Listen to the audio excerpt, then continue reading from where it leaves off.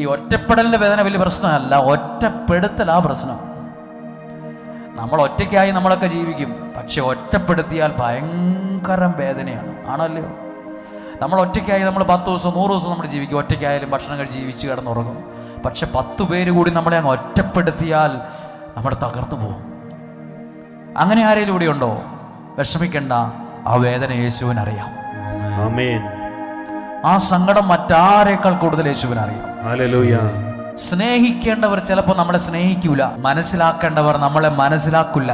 ആ വ്യക്തി എന്നോട് സുഖമാണോന്ന് ചോദിച്ചാൽ മതിയായിരുന്നു, പക്ഷെ മിണ്ടത്തില്ല, ഒരിക്കലും ചോദിക്കത്തില്ല. നിനക്ക് എന്തെങ്കിലും വിഷമമുണ്ടോ, സന്തോഷമാണോ, സുഖമാണോ, ചോദിക്കത്തില്ല. എൻ്റെ കാര്യം മാത്രം. ചില ആളുകൾക്ക് ചില ഭാര്യയ്ക്ക് തോന്നിയിട്ടുണ്ട്, ഭർത്താവിന് തോന്നിയിട്ടുണ്ട്, ചില മകന് തോന്നിയിട്ടുണ്ട്. എന്നെ ഒന്നും മനസ്സിലാക്കുന്നില്ലല്ലോ ഇവര്. യേശുവിനറിയാം ഒറ്റപ്പെട്ടാലുള്ള വേദന എന്താണെന്ന്. യേശു ഒറ്റയ്ക്കായിരുന്നു അവിടെ.